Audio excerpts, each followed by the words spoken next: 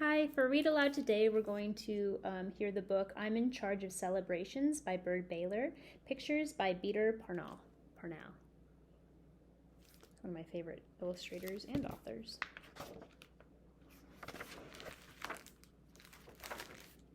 I'm in Charge of Celebrations.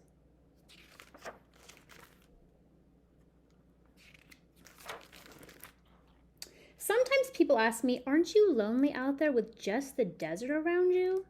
I guess they mean the bare grass and the yuccas and the cactus and the rocks. I guess they mean the deep ravines and the hawk nests and the cliffs and the trails and the wind across the hills. Lonely?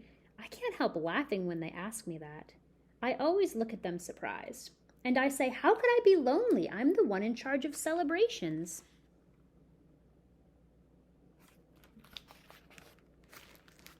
Sometimes they don't believe me, but it's true. I am. But I put myself in charge. I choose my own. Last year, I gave myself 108 celebrations, besides the ones that they closed school for. I cannot get by with only a few. Friend, I'll tell you how it works. I keep a notebook and I write the date and then I write about the celebration. I'm very choosy over what goes in the book. It has to be something I plan to remember the rest of my life. You can tell what's worth a celebration because your heart will pound and you'll feel like you're standing on top of a mountain and you'll catch your breath like you were breathing some kind of new air. Otherwise, I count it just an average day. I told you, I was choosy.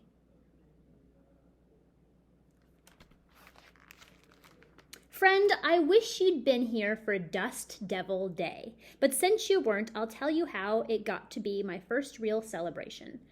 You can call them whirlwinds if you want to. Me, I think Dust Devils has a better sound. Well, anyway, I always stop to watch them.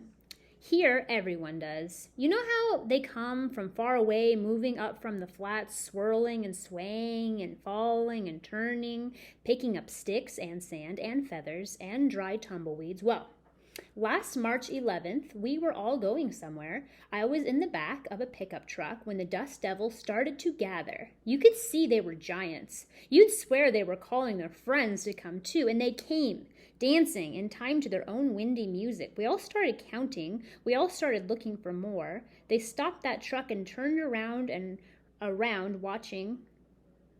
And we turned around and around watching them all. There were 7. Whoa.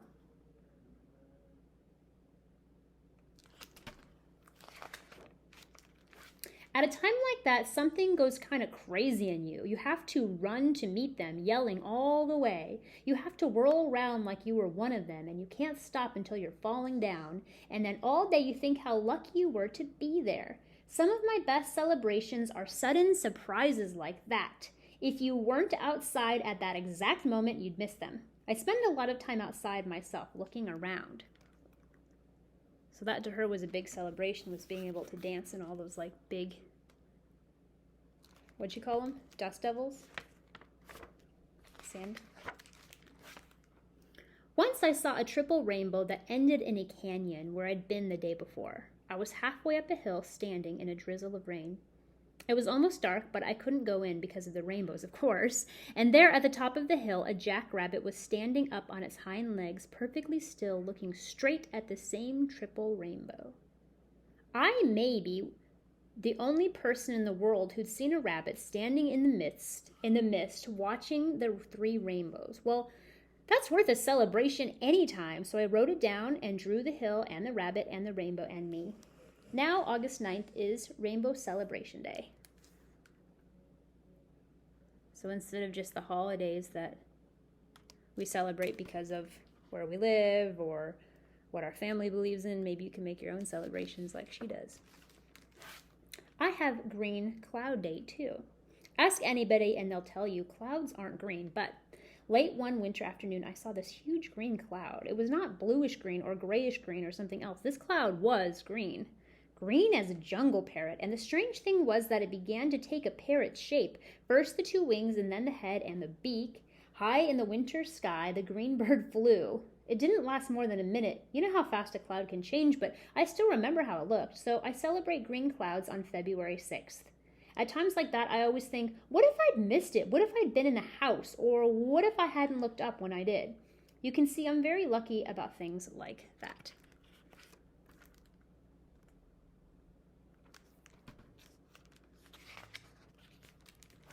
And I was lucky on Coyote Day because out of all time, it had been one moment only that a certain coyote and I would meet, and we did. Friend, you should have been here too. I was following deer tracks, taking my time, bending down as I walked, kind of humming. I hum a lot when I'm alone. I looked up in time to see a young coyote trotting through the brush. She crossed in front of me. It was a windy day, and she was going east.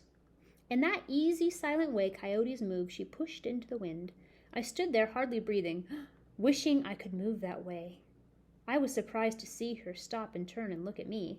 She seemed to think that I was just another creature following another rocky trail.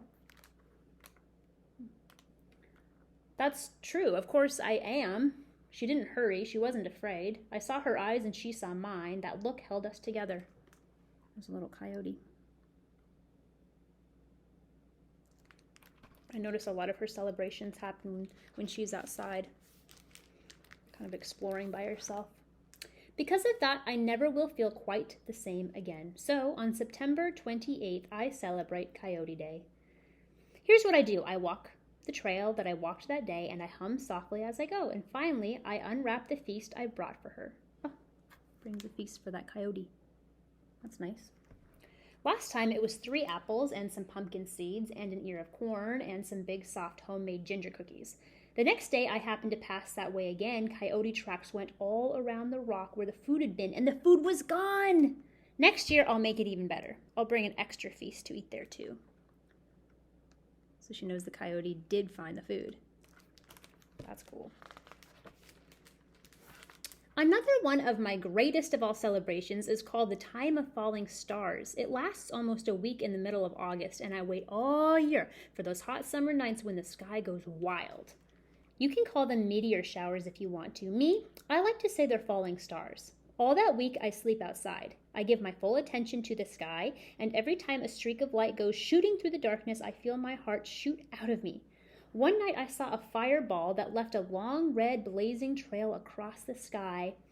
After it was gone, I stood there looking up, not quite believing what I'd seen. The strange thing was, I met a man who told me he had seen it too, while he was lying by a campfire 500 miles away. He said he did not sleep again that night. Suddenly it seemed that we two spoke a language no one else could understand. Every August of my life, I'll think of that.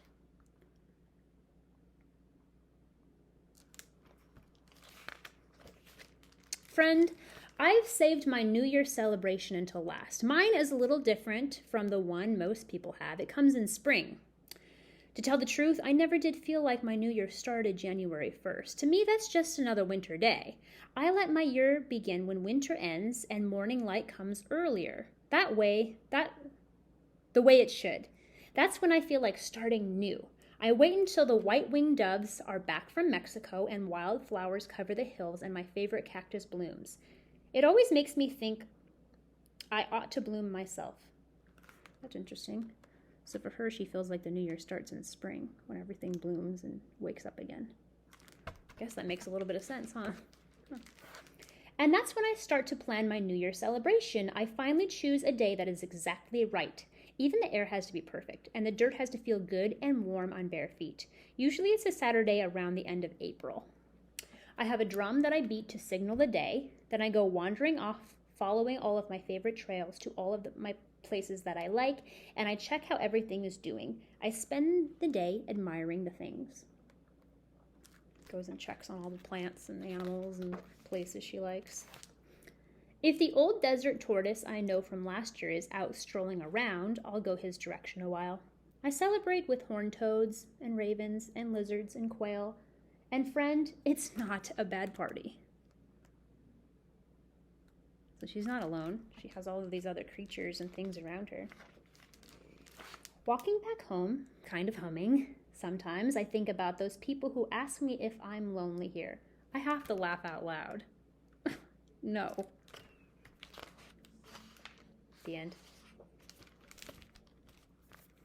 I think that's a pretty good idea, keeping a journal maybe of things that you celebrate, like really good days. Maybe you can remember them for the future. I might start doing that myself. Maybe I'll have a celebration journal.